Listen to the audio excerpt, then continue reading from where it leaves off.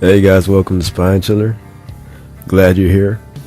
And today I want to talk to you guys about how to survive a zombie apocalypse.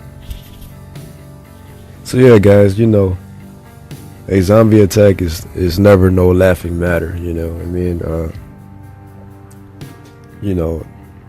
there's a lot of things, a lot of sources out there that actually have, helpful, things that you can use to, go against this thing, or survive this thing rather, you could take this as a real thing or some fantasy thing, but I recommend that you do take it as real because you never know. This day and age, things are just changing so fast. Things are getting so weird. And you just never know, you know what I mean? So just want to share with you guys a couple of tips on how to, survive this undead, onslaught. So here we go. Okay guys, so the first thing you're going to want during this apocalypse, is some type of survival kit. One of the last things that you want is to not be prepared for this, and just a couple essentials that you're gonna want is water, in case of dehydration, food, you have to be able to feed yourself. If you take any kind of medicines, you're gonna want to take those with you, such as your medication and whatnot. First aid kit, it's not really that important, like if it comes to if your partner or somebody in the group gets bit. I mean, the first aid kit won't do much, but at least in case of like a different situation where you fall and hit your hand pretty hard and it gets cut, it's always good to wrap that up. And just some utilities such as batteries, a pocket knife, torches and matches, those could come a long way.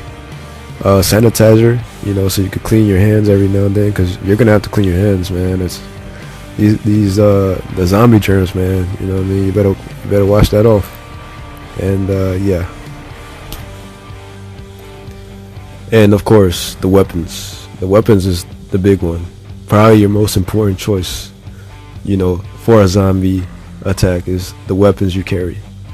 Man, first of all, you're gonna want a rifle, shotgun. Those usually tend to be the weapons of choice.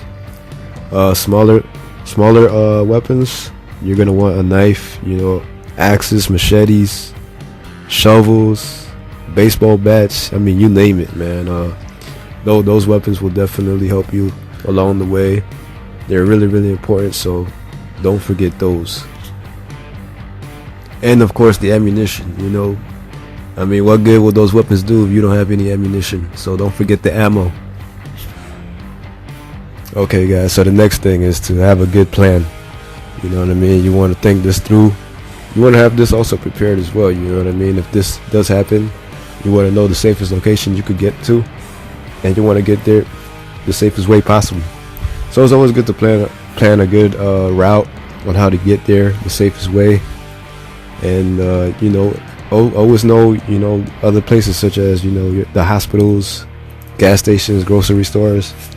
I mean, you name it, because you're gonna have to take quite a couple things with you, that you're gonna need. These places will have things that you're gonna need. So try to get there also as quickly as possible, because I'm sure everybody's gonna try to run that through, guys. So try to be the first ones there, man. Yeah, if you need a map, take one, because you never know, the cell phone, satellite things, might just not work anymore and stuff. So carry a map with you, and things like that. Okay guys, so the next thing, if leaving your hometown or city is not really an option for you, and you just can't make it out, in case things get jammed up, the streets get jammed up or whatever, and you just have to settle staying at your place, you're gonna want to make your house zombie proof, because zombies might not be the smartest, monsters or whatever, but you know, they're really, really strong. If they grab hold of you, I doubt you're gonna be able to, you know, escape their grip. But yeah, making your house, you know, zombie proof can really help. You know, you're gonna want to, you know, barricade that thing as best as you can. You know, move furnitures to block entryways, anything. You know, this should be like a really common sense thing. And you know, avoid windows. I mean, not avoid windows, but be careful when barricading windows, because you know, zombies can always just pull you out. So be aware when you're working on the windows. Be careful, like, you know, make sure there's nothing in the area. So let's say that you try to leave the city. For some reason, you just wasn't able to. You try to get back to your zombie proof house, and for some reason you're also not able to get back to it. You know, you might end up being outside for a while or something. So another good thing, man, is to also be physically fit. This is important. You know what I mean? A lot of people take this lightly. You have to be physically fit, because if you ever have to outrun a zombie, I mean, you already know.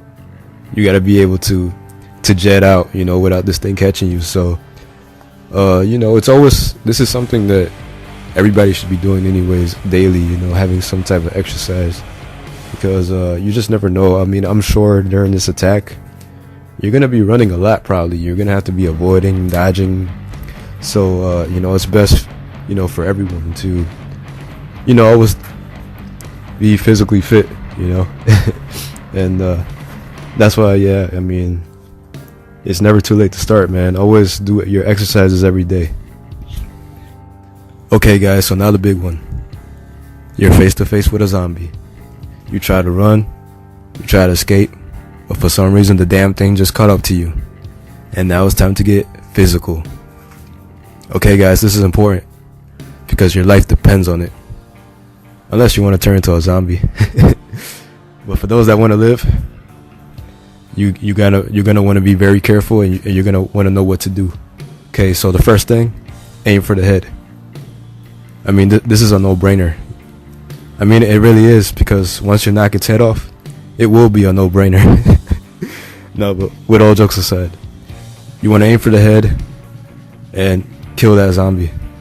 If for some reason you just wasn't able to aim for the head, the zombie was too tall or whatever, the next things, the couple options you have, aim for the limbs, you know, arms, legs, especially the legs, you know. This way you could like minimize its movements or whatever, you know. So if you have a bat, axe, whatever, aim for those legs and strike it as hard as you can. You want to chop those things up. This way it can no longer move and you could escape safely. And it's best to always travel with a group. I mean, you don't really want to travel alone in this type of situation, because you know, your chances of surviving will be pretty low. And it's always, you know, great to be with a group, you know, your buddies or whatever. You know your partners that you're gonna run this with, because you know, in case of any situation, they can always help you, and you can help them. And yeah, and you want to have smart people with you also. So if you got a buddy and you know he's not the cleverest person, I mean, I guess you love him, your buddy, but you might have to let them go, because you gotta survive, man, woman. Okay. So yeah, guys, that concludes the video. Thanks for watching. If you have any good ideas on how to survive this thing, you know, leave it in the comment section. You know, we would like to hear it. It's good, because you know, we're all helping each other out. You never know, like I said, this thing could happen, and all this advice and tips, man, could definitely come handy one day. So thank you guys, and take care.